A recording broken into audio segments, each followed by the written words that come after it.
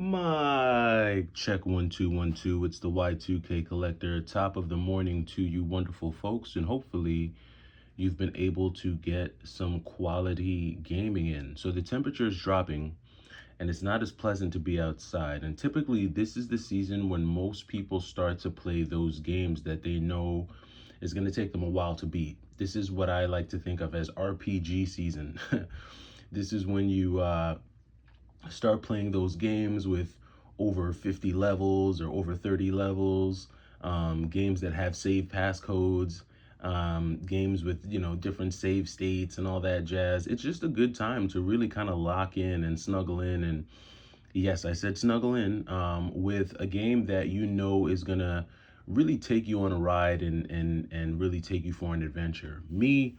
I've been trying to beat every game that I can, or every game that's on this Neo Geo Mini, because there's so many action-packed games on this mini console that I figure instead of kind of diving into one long game, I make it a mission to try to beat all of these kind of shorter, fast-paced games. I was playing a little bit of R-Type Delta the other day, which is a fantastic shoot 'em up, and really just been taking my time, just going through some of those shoot 'em ups that, I really enjoy and, I've always wanted to beat, but just never really had the patience and consistency to eventually conquer.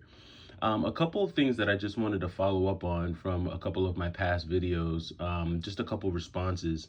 One of the things is that one of my commenters asked if Blood Will Tell is worth the asking price.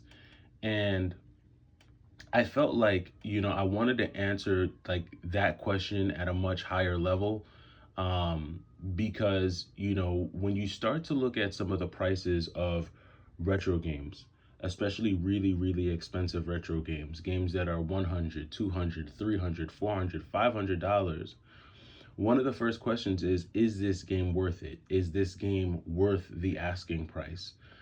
Is and you know it's such a subjective question because what determines worth to you? It all depends on what determines value to you. Some people base their value on a game on how replayable the game is.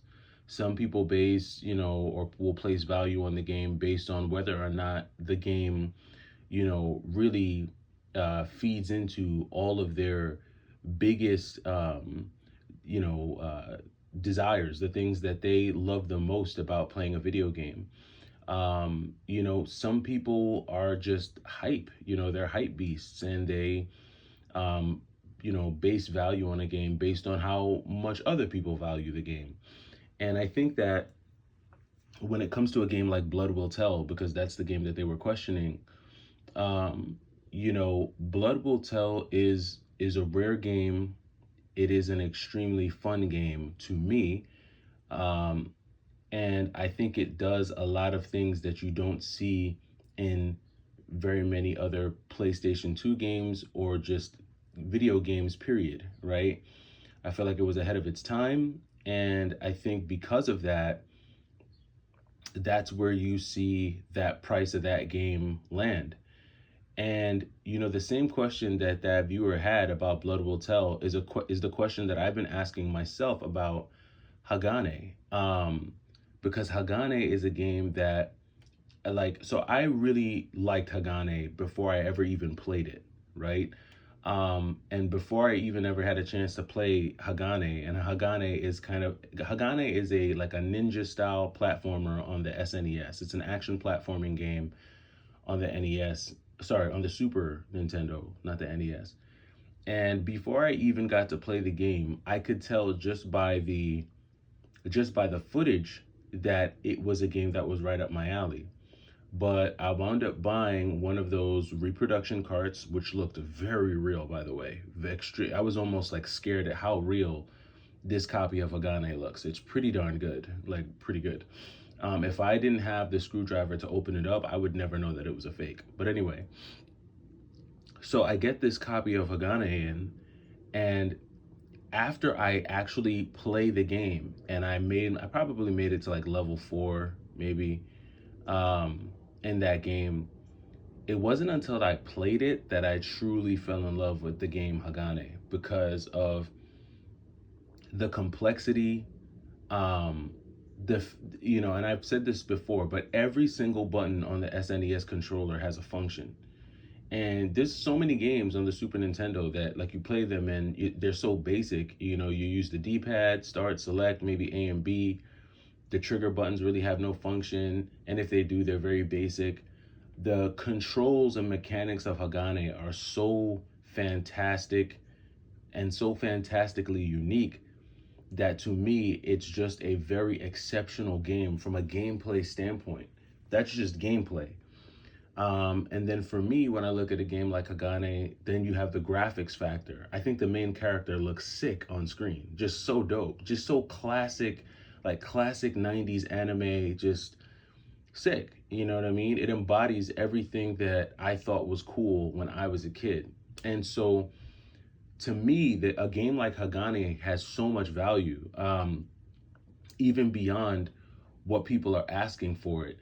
So much so that it's probably the only game that I would grade. Like, if I found a sealed copy of that game, I would probably get it graded and keep it because of how much I appreciate the game. I appreciate the software, I appreciate the artwork, I even appreciate the music. And the music isn't really even that great. It's kind of somber in a way. It's like this somber Asian, like, kind of, it doesn't even sound like 90s actually. It sounds like almost 80s or 70s style music.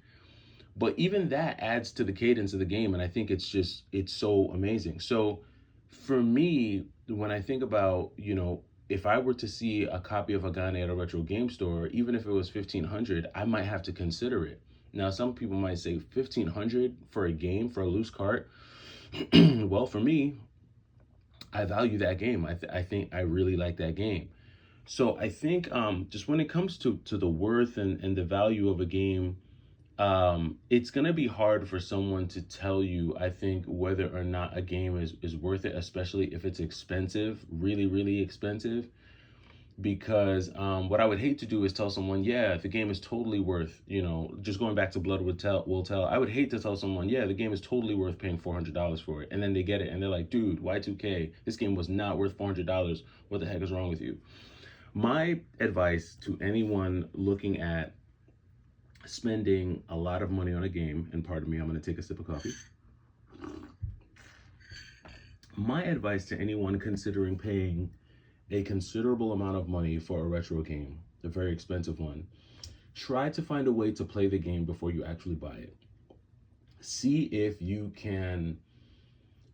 I'm not an advocate of piracy. I'm not an advocate of stealing things. See if there's some mini console you can play the game on. See if there is, I mean, if you got to emulate, then you got to emulate. But my point is that try to find a way to play the game before you start determining whether or not it's worth it. Because a game might look amazing and then you play it and you're like, this wasn't worth it. And that's happened to me a few times with a few games. A few games. Now, there are some games that, despite how amazing I think they are, I just would never be able to, I would never be willing to, I would never want to pay the money for them because I don't think that they're worth it. Now, and I'm going to use the example, I don't know which is more expensive, Hagane or Blazing Star. But I know that it's much easier to play a game like Blazing Star than it is to play Hagane. For one, you can download Blazing Star on the Switch because they have the whole, I feel like they have almost the whole Neo Geo library on the Switch. You can download it and play it that way. You can play it on the Neo Geo Mini, which I have right here. I think there's other ways that you could play Blazing Star as well. And I know that they have the reproduction, like Neo Geo AES cards for Blazing Star, which I'm not gonna do that. Like, I'm definitely not gonna pay $300 for a repro cart just because it's Neo Geo. That to me is stupid. I would rather just emulate it. I would pay, $30 for a reproduction AES cart, the same way I paid $30 for a reproduction Hagane. But I'm just paying hundreds of dollars for a repro, to me, is absolute stupidity. That's just me though. I can pay that much money for a fake. That's like paying It's like paying hundreds of dollars for a pair of fake Jordans. For that, just go buy the real Jordans. I don't know. I don't understand that. But I'm going off on a tangent. My point is that find a way to play the expensive games that you want to add first before you even consider trying to determine whether or not they're worth it, because it's all subjective, and what someone feels is worth it, it may not be worth it to you. So it's just my morning thought of the day. You know, some of the best retro games are expensive, man. They're expensive. It just is what it is. And unfortunately, some of the really, really good ones don't have a re-release on any other platform than their original platform. Like, you can't play them in any other way. And until they, you know, re-release games like Hagane, or games like Metal Warriors, or games like, you know, there's this one game on the Sega Saturn which is sick. I can't remember the name of it now, but it's like, it's so expensive. It's like thousands of dollars. But until they start re-releasing some of these games, and I'm sure these games might get a re-release, you know, they're putting everything on the Switch. So maybe you just gotta, maybe if we wait long enough, eventually one day we'll pop on the Switch and we'll see Hagane. Who knows? They might even add it for free on the Switch network. You never know. But until then, those games will be very expensive, and I would recommend trying to play them before you buy them. But that's it. That does it for me. Those are my morning thoughts. It's the Y2K Collector. Let me know down in the comments what's a really, really, really expensive game that you want to get, but you're on the fence about it. Let me know down in the comments, and I'll catch you in the next video. It's the Y2K Collector. Take it easy.